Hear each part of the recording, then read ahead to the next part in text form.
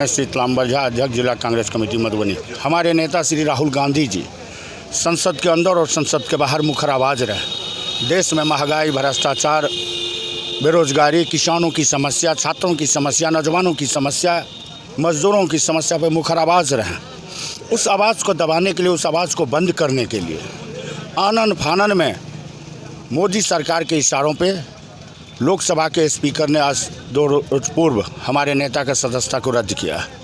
लेकिन क्या लगता है कि आप जिस तरीक़ा से सत्याग्रह कर रहे हैं, क्या सरकार पर कुछ असर पड़ पाएगी? देखिए, हम गांधी के वंशज हैं, हम गॉडसे और सावरकर के वंशज नहीं हैं। हमने सत्य और अहिंसा को अपनाया है। हमने सत्य और अहिंसा के बल पर में ही जो पूरे दुनिया में राज करने वाले अंग्रेज़ों को जब हम इस देश से भगा सकते हैं, तो मोदी क्या चीज़ है? मोदी कोई चीज़ नहीं है। जितने दिनों उनको हिटलर शाही करना है कर ले। क्या लगता है आने वाला जो चुनाव है उसमें सरकार गिरेगी? इसमें कहीं दो मत नहीं है। आने वाले जो चुनाव हैं विधानसभा की, चाहे वो राजस्थान की हो, मध्य प्रदेश की हो, कर्नाटक की हो, इन प्रांतों में जो चुनाव होने जा रहे हैं, आपने देखा ना हिमाचल में कैसे पलटी मारा। ठीक उसी तरह कांग्रेस एक बार फिर से तमाम विपक्षी दलों को एकजुट करके इस देश में एक नई पद्धति लागू करेगी और इस देश को जो हमारी संवैधानिक व्यवस्था है उसके तहत सरकार बनाएगी और मोदी सरकार अपदस्थ होगी। इसमें कहीं दो मत नहीं है। शाहिद हुसैन, क्या कहना चाहते हैं? देखिए, हमारे नेता आदरणीय राहुल गांधी जेपीसी की मांग कर रहे थे। जो 20,000 करोड़ रुपया कहां से आया अडानी जी की कंपनी को, उसकी जांच करने के लिए कहा गया। उनकी आवाज़ को बंद करने के लिए 7 फरवरी को एक मुकदमा को रीओपन किया जाता है और 23 मार्च को उस मुकदमे की सुनवाई हो जाती है और 23 मार्च को उस पर 2 साल की, यानी ये प्रावधान है जो यानी लीगल सेल्स के लोगों से सुना है कि 2 साल उसमें मैक्सिमम सज़ा का ये है।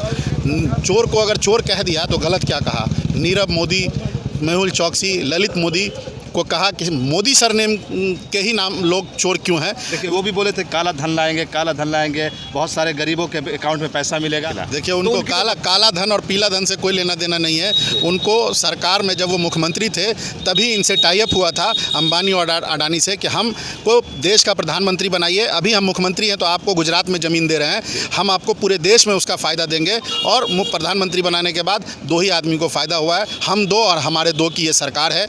और किसी की एक भी आदमी, आप एक भी उपलब्धि बता दीजिए इस सरकार की, एक भी उपलब्धि आप गिना दीजिए। इस सरकार की ये उपलब्धि है कि रेल बेच दिया, भेल बेच दिया, एयर इंडिया बेच दिया, BSNL बेच दिया।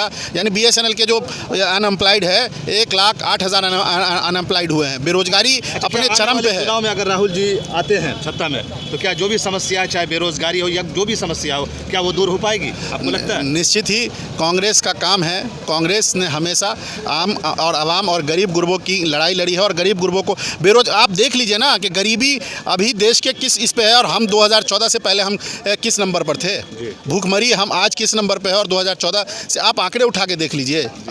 यानी हम गलत बोल देंगे ना, जो आंकड़ा है उसको उठा के देख लीजिए। बेरोजगारी 45 साल के, यानी उस पे चरम पे है। 45 साल के रिकॉर्ड तौर पे स्थिति है ये स्थिति। तो इसलिए आवाम से भी अपील करना चाहेंगे कि जो स्थिति है आप लोग भी जान रहे हैं, सड़कों पे तमाम लोगों को आना पड़ेगा। जो स्थिति देश की बन रही है और लोकतंत्र ख़त्म, ये कह रहे हैं ना कि लोकतंत्र ख़त्म करने पे लोकतंत्र ख़त्म कर दिया गया है। इससे पहले अनुराग ठाकुर ने क्या बोला, अमित शाह गृह मंत्री है क्या बोला, अरे चोर को चोर कह दिया तो गलत थोड़ी ना कहा है। आप कहते हो कि दिल्ली में चुनाव होगा तो पाकिस्तान में पटाखे फूटेंगे, आप किसी जाति विशेष को टारगेट करते हो, उस पर कोई मुकदमा नहीं है, उस पर कोई कार्रवाई नहीं होती है। तो यही है कि सिर्फ विपक्ष के जो सबसे बड़े नेता राहुल गांधी को, यानी 1 महीने में ही 24 घंटे में आपने सदस्यता भी रद्द कर दी और 1 महीने में सब कुछ हो जाता है। और जो सालों से मुकदमे चल रहे हैं, कितने MP MLAs बैठे हुए हैं जो विपक्ष यानी जो सत्ता पक्ष के लोग हैं जिस पे मुकदमा चल रहा है, आप एक आतंकवादी को लाकर सांसद बना देते हो और वो क्या बयान देती है आप सुन रहे हैं। अच्छा, वो तो सारी चीज़ जनता देख रही है, ऐसी बात नहीं है। जो हमारे चैनल के माध्यम से देख रहे हैं उनको क्या संदेश देना चाहिए? अब संदेश यही देना चाहते हैं कि लोग देखें, जुड़ें और जागरूक करें, लोगों को जागरूक करें। जो स्थिति है लोगों की, लोगों से छिपी हुई नहीं है और सच्चाई यही है कि निश्चित ही 2024 में पुनः कांग्रेस की यूपीए गवर्नमेंट की वापसी होगी और फिर देश में खुशहाली होगी। अगर वापसी नहीं होती है तो देश बहुत बुरी हालत में जा रहा है और चला जाएगा। जात में राष्ट्रपिता महात्मा गांधी क्यों यानी अहिंसा का पाठ पढ़ाते थे? क्यों? उनका एक ही उद्देश्य था कि हिंदू, मुस्लिम, सिख, ईसाई सब है आपस में भाई भाई, और इसी के लिए वो लगातार देश आज़ाद होने के बाद भी आंदोलन करते रहे हैं।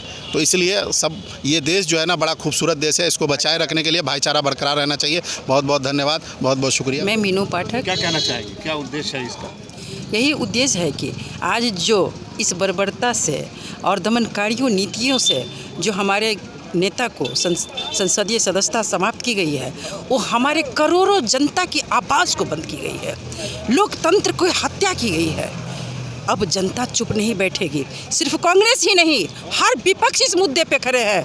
हर घर से माँ बहन निकलेगी, हर घर से बेटा निकलेगा, हर घर से जुबान निकलेगा, हर घर से बूढ़े निकलेंगे, लेकिन इस दमनकारी नीतियों को निफल करके और देखिए देश की जनता की पलटी मारेगी और इस तरह की मोदी सरकार को ध्वस्त करके फिर से वह स्वतंत्र भारत का निर्माण होगा जो हम लोग अंग्रेजों को खरीद कर बनाए थे। हमारी कांग्रेस, हमारे पूर्वजों ने इनको बड़ी मशक्कत से, शिरकत से बनाए थे, वही भारत पे लौटे।